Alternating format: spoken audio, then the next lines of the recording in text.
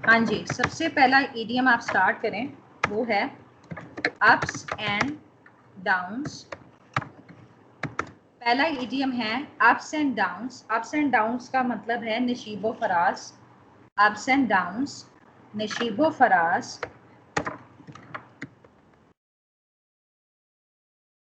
Next लिखें take it from me. Take it from me. Take it from me का मतलब है कि आप मेरे कहे पर बेधड़क यकीन कर सकते हैं। दोबारा बोलती हूँ, आप मेरे कहे पर बेधड़क यकीन कर सकते हैं। हाँ जी, लिख लिया। टेक इट फ्रॉम मी हो गया। अच्छा, उसके बाद लिखें put a damper on something. Next idiom है put a damper on something. इसका मतलब है माहौल या महफिल को नाखुशगवार कर देना। माहौल या महफिल को नाखुशगवार कर देना। जी, लिख लिया। काइंडली सिर्फ मैसेज पे यस कह दें ताकि मैं आगे चलती जाऊं। अच्छा जी, लास्ट इडियम है put a damper on something, जिसका मतलब है माहौल या महफिल को नाखुशगवार कर देना। अच्छा जी, नेक्स्ट इडियम है there is no love lost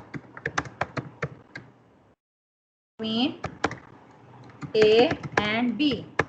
idiom दोबारा बोलती हूँ, there is no love lost between A and B. इसका मतलब है दोनों में बिल्कुल मोहब्बत नाम की कोई चीज़ नहीं। दोनों में बिल्कुल मोहब्बत नाम की कोई चीज़ नहीं। लिख लिया। नेक्स्ट लिखें take an exception to something. Take an exception to something. Take an exception to something का मतलब है एतराज़ करना। जी, हो गया। अगला लिखें one's card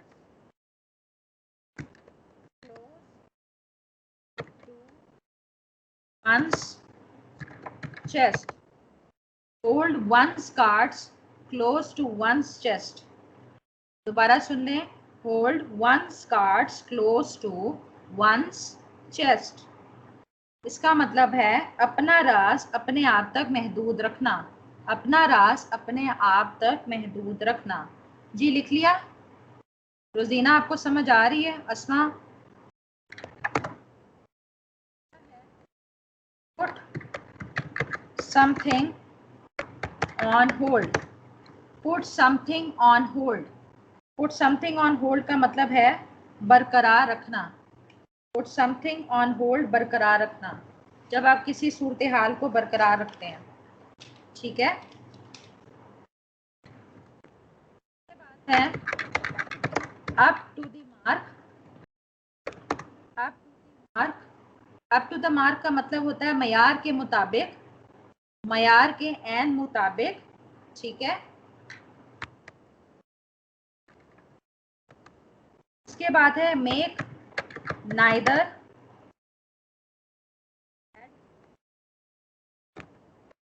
nor tell.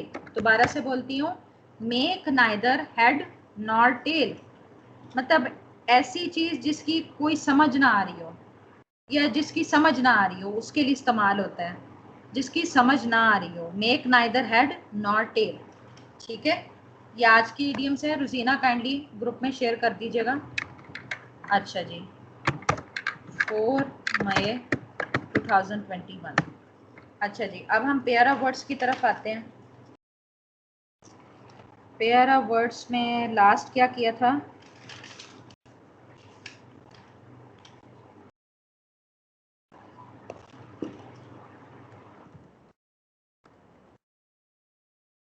Pair of words, जी लिखें। सबसे पहला है सीन।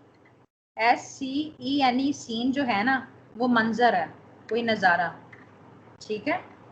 सीन SCENE, सीन मंजर नज़ारा। अच्छा, दूसरा लिखें सीन SEEN, सीन, ये सीन देखना या देखा हुआ। सीन देखा हुआ या देखना।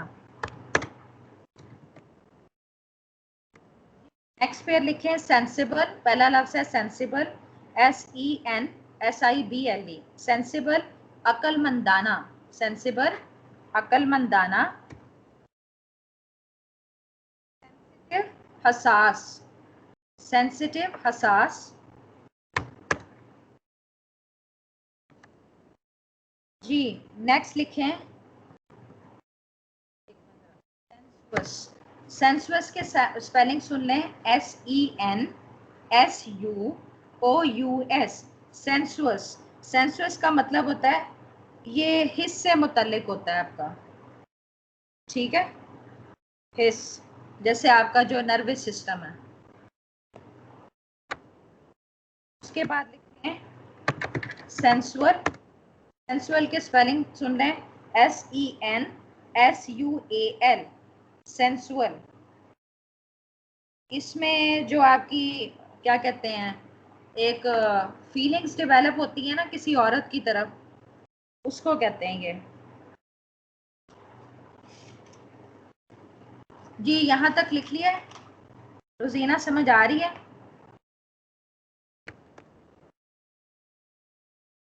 अगला है सोशल, सोशल समाजी। अच्छा अगला है सोशेबल, सोशेबल SOCIABLE, सोशेबल मिलने जुलने वाला, सोशेबल मिलने जुलने वाला। बाद नेक्स्ट पेयर पे लिखें सूट, SUIT, सूट लिबास। दूसरे सूट के स्पेलिंग है SUITE, सूट। ये कमरों की रो को कहते हैं, कमरों की रो, कॉर्नर्स जो बने होते हैं ना, कमरों की रो।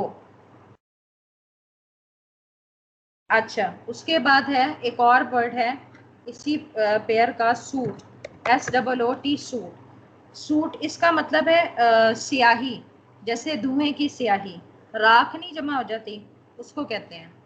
हाँ जी लिख लिया रोजीना?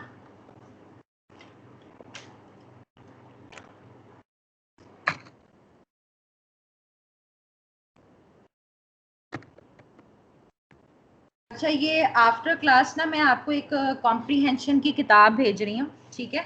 आपने उसमें ये करना है कि डेली बेस पे ना मुझे एक कॉम्प्रीहेंशन का पैराग्राफ चेक करवाना है। आपने मतलब तलखीस तो की होगी ना, प्रेसी की होगी हर क्लास में जो ग्रामर में आता है। अच्छा वो सॉल्व्ड है, आपने सॉल्व्ड नहीं देखनी, आपने खुद से अटेम्प्ट करने की कोशिश करनी है, और उसमें मीनिंग्स भी दिए हुए हैं और सॉल्व भी है, ठीक है। बाकी ये तो आपको पता है ना कि 1/3 होनी चाहिए, उसमें आपने सिंपल लैंग्वेज में करनी है, अपनी ओपिनियन नहीं लिखनी, ना ही आप उसमें ईडियम का इस्तेमाल कर सकते हैं। तो वो आपको मैं बुक भेज रही हूँ, चाहे ADPP का दे रहे हैं आप, CJ का दे रहे हैं या डिफरेंट एग्जाम दे रहे हैं, तो उसमें कॉम्प्रीहेंशन लाजमी आती है, तो ये हर स्टूडेंट ने अटैम्प्ट करनी है। मैं व्हाट्सएप पे भी मैसेज छोड़ दूंगी ताकि बाकी स्टूडेंट्स को भी पता चल जाए, ठीक है। अच्छा अब आप काइंडली पाकिस्तान पीनल कोड जहाँ से हमने अपना लेक्चर छोड़ा था उस पर हम आते हैं। 337 तक हमने पढ़ा था।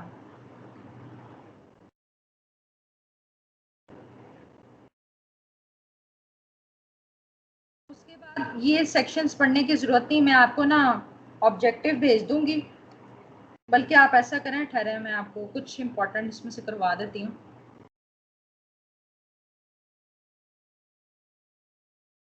अच्छा ये नोट डाउन करें, section 337Q, urge for single organ. The urge for causing itlaf of an organ which is found singly in a human body shall be equivalent to the value of diyat। देखें अगर आपके जिस्म में एक ऐसा अज़ा है जो सिंगली पाया जाता है, अकेला ही है, तो पूरी जो अमाउंट दियत की बनती होगी ना उतनी देनी पड़ेगी, ठीक है। ये बस लाइन इसमें याद कर लें। उसके बाद सेक्शन 337R देखें, अर्ज for organs in pairs. The अर्ज फॉर कॉजिंग इतलाफ of organs found in human body in pairs shall be equivalent to the value of diyat, and if itlaf is caused to one of such organs the amount of अर्श shall B 1/2 of the दियत। अच्छा देखें, अगर इंसानी जिस्म में एक ऐसा अज़ा है दो हिस्सों में पाया जाता है, तो जितनी अमाउंट दियत की बनती होगी उसी के इक्वलेंट आपको पे करना पड़ेगा अर्श की अमाउंट। लेकिन जैसे कि दो पार्ट्स में एक ऑर्गन है, अगर उसका एक हिस्सा ही आप तलफ कर देते हैं तो 1/2 ऑफ दी दियत देना पड़ेगा। हाँ जी, समझ आ रही है? बस ये ऊपर वाली लाइन आपने देखनी है। उसके बाद इस पे आ जाए, अर्श फॉर दी ऑर्गन्स इन क्वाड्रोप्लिकेट। क्वाड्रोप्लिकेट का मतलब होता है जो 4 हिस्सों में पाया जाता है। The urge for causing itlaf of organs found in human body in a set of 4 shall be equal to 1/4 of the diyat if the itlaf is one of such organs, 1/2 of the diyat if the itlaf is of 2 of such organs, 3/4 of the diyat if the itlaf is of 3 such organs, and D full diyat if the itlaf is of all the 4 organs। अच्छा, 4 हिस्सों में एक जिस्मानी जिस्म में एक organ है, अगर तो आप एक ही ऑर्गन को तलफ करते हैं, मतलब 4 में से एक, तो आपको 1/4 दियत देनी पड़ेगी। अगर आपने उसके 2 ऑर्गन्स को तलफ कर दिया है तो 1/2 ऑफ द दियत देनी पड़ेगी। अगर 3 ऑर्गन्स को तलफ किया तो 3/4 देनी पड़ेगी, और अगर चारों ऑर्गन्स को तलफ कर दिए तो पूरी दियत आपको देनी पड़ेगी। ठीक है। 337T अर्श for fingers. Number 1, the urge for causing itlaf of a finger, of a hand or foot shall be 1/10 of the diyat। Subsection 2, the urge for causing itlaf of a joint of a finger shall be 1/30th of the diyat। अच्छा, इसमें ये कहा गया है कि जैसे कि आप हाथ या पाँव की उंगली को तलफ करते हैं ना, तो 1/10 आपको देना पड़ेगा। ठीक है। और अगर आप फिंगर को जॉइंट से तलफ करते हैं तो 113 होगा दियत का। ठीक हो गया। आगे लिखा है, प्रोवाइडेड दैट वेयर द इतलाफ is of a joint of a thumb the अर्श shall be 1/20th of the दियत। और अगर आप जैसे कि आपका अंगूठा है उसके जॉइंट से आपने तलफ किया तो 20वां हिस्सा 1/20th ऑफ द दियत होगा अर्श की अमाउंट। ये साथ साथ देख लें क्योंकि हो सकता है कि प्रोपोजिशन आए तो फिर आपको पता होना चाहिए कि इसकी कितनी अर्श होगी, और सेक्शन भी पता होना चाहिए। 337U अर्श फॉर टीथ। सबसेक्शन 1, द अर्श फॉर कॉजिंग इतलाफ of a tooth other than milk tooth shall be 1/20th of the दियत। मिल्क टूथ के अलावा अगर आप दांत को तलफ करते हैं तो 1/20th होगा। Explanation, the impairment of the portion of tooth outside the gum amount to causing इतलाफ ऑफ अ टूथ। मतलब जैसे आप उखाड़ते हैं कोई हिस्सा गम्स के बाहर, तो वो भी टूथ को तलफ करना ही कंसिडर किया जाएगा। सबसेक्शन 2, द अर्श फॉर कॉजिंग इतलाफ of 20 or more teeth shall be equal to the value of teeth. अगर आप 20 या 20 से ज़्यादा दांतों को तलफ करेंगे तो पूरी अमाउंट दियत की देनी पड़ेगी। सबसेक्शन 3, वेयर द इतलाफ is of a milk tooth the accused shall be liable to दमान and may also be punished with imprisonment of either description for a term which may extend to 1 year। अच्छा, अगर दूध के दांत को आप तलफ करते हैं तो दमान की सजा होगी, मतलब कि अदालत की डिस्क्रिप्शन होगी कि कितनी आपको दें, और साथ आपको कैद के तौर पर 1 साल इम्प्रिजमेंट भी दी जाएगी। अच्छा जी, उसके बाद आप आ 1V पे, अर्श for hair. Whoever uproots a clause all the hair of the head